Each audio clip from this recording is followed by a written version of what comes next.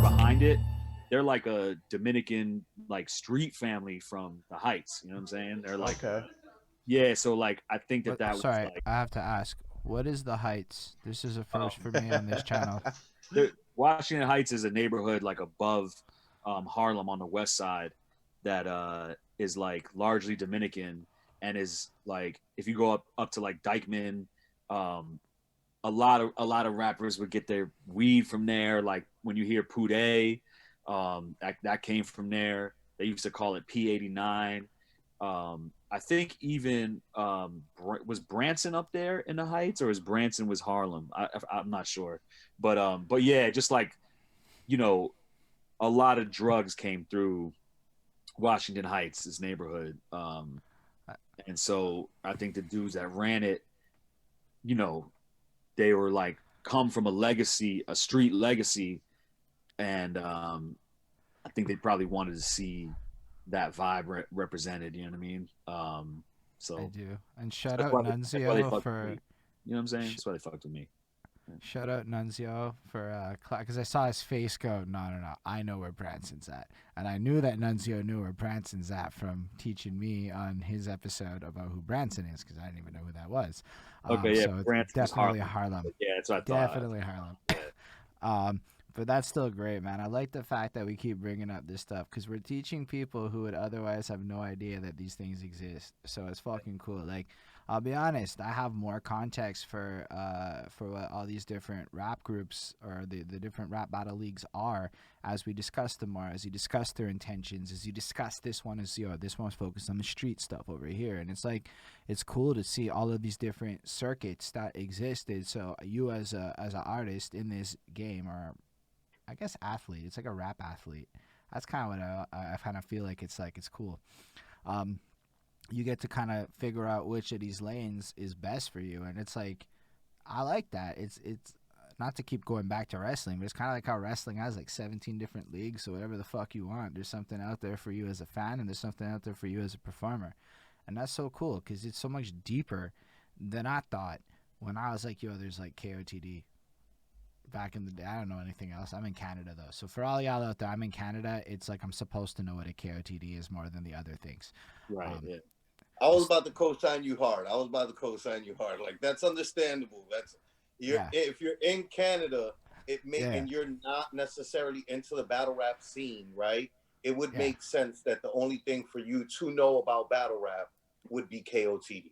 You know, yeah, it'd be like a kid.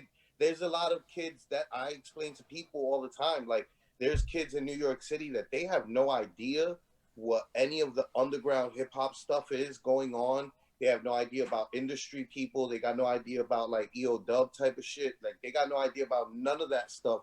All they know about is URL and like indie street rappers. You know, like they know 22 G's, they know Chef G, they know these guys drill in Brooklyn, they know what's cracking in the Bronx with the upcoming guys, but they don't know nothing. Like they don't know.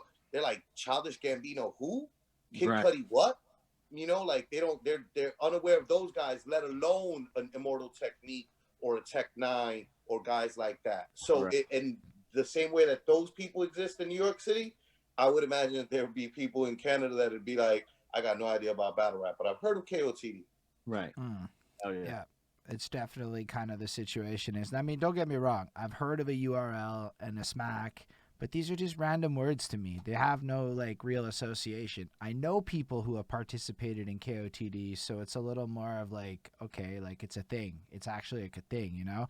For all I know, this other stuff is in the internet. I couldn't tell you where anything's located. I just assumed it was all in New York, and then I found out it wasn't all in New York, and I'm like, oh, man, that sounds big. And I don't know, sometimes when you look at a giant universe that's already existing, like there are people who look at the Marvel universe and is like, I'm never watching 30 movies, I'm out. And that's the facts of the situation. Personally, that's me. I'm looking at that like I'm never gonna catch up. It's okay. Y'all can enjoy that. I'm over here not getting into it. Battle rap's worth getting into. Don't even get me wrong. It's fucking a great gold mine, especially if you're into poetry, because some of the greatest poetry I've seen in terms of creative bars I have discovered watching y'all come up with insanely. Yo, the Matt Hoffa battle. That little bit about math you did for a while. like the course curriculum shit that you flipped off of the math. Like that whole verse is like you put that over a beat, and I know a bunch of kids that would call it like gold on Genius. Like Word. if that's not on Genius, that needs to be put on Genius so motherfuckers can like annotate it and geek on it because it's some Right. fucking fire shit. You do battle rappers use Genius? I was talking with a dude for a while who used to put battle rap stuff up there, and he would reach out to me, and I would like clarify lines, and I'd send him the verses and shit like that. So there's definitely some stuff up there. And yeah, you're right. I mean, to me, battle rap is like the highest level of the manipulation of language, period, like in history. You know what I mean? So like it's way beyond Shakespeare or anything. Like the level of like the wordplay and the double and triple entendres and the referential, it's really it's really crazy, and it's easy to miss. It's easy to misinterpret if you're not like tuned in. All right, so let's go into some more entry level battle rap questioning because we got an expert here, and I think you have a Rosetta Stone capability that you can bring to the table that might be very helpful. Why are so many people doing gun bars and violence bars and stuff? Let's say, what is the interpretation so that the average person who goes, it's so violent, I don't understand why it's all the same thing. How would you, because I could explain it, would be awful, but I bet you could explain it with eloquence. I mean, I think that like there's an element of hip hop that, it really does come from the street, and like originally it like wasn't cool to be a rapper, and then rappers started like talking about drug dealers' lives and hustlers and being kind of like narrators of, it like, and then slowly drug dealers started being like, well, I could just do this myself. Like I don't need this guy to tell my story. Like I can tell my story.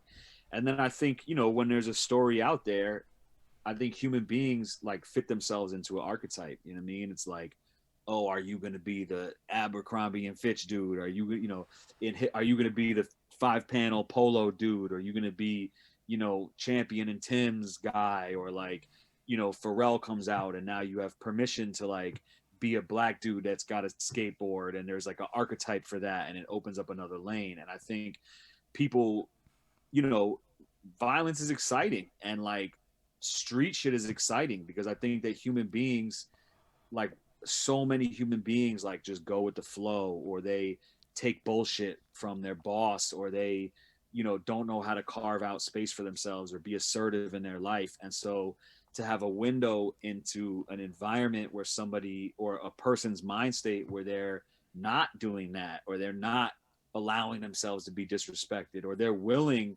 to do something violent and they're okay with going to jail when that's like a terrifying prospect for a lot of people. There's something about that that's like super appealing. And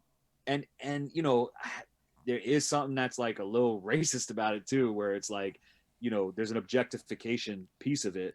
But then I think people copy it because they don't know how to, like, once you see that this works, it's like this, going back to Fight Club, right? And having somebody behind a glass door that's like, this doesn't work on TV. Any story of a person like of that you hear of a person dealing with a record label that didn't fit into a certain mold, they were told by a record label, this ain't gonna work, it's different. And so there's a million people getting into being creative, and hip hop and battle rap is a narrative, a personal narrative sport. You're telling stories. It's not like, you know, Aerosmith, Jamie's Got a Gun. That's a story about somebody else. Or Pearl Jam, Jeremy, where you're writing a whole song about somebody else's experience that you didn't even know. It's like, these are I did this, I did that, my man this, my man that.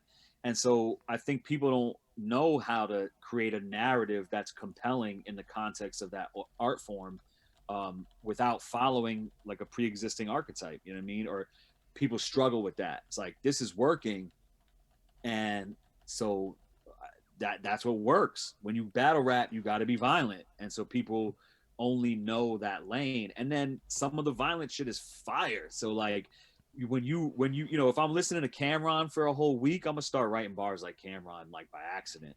You know what I mean? If I'm listening to some super underground, if I'm listening to Nas, my cadence is gonna switch up.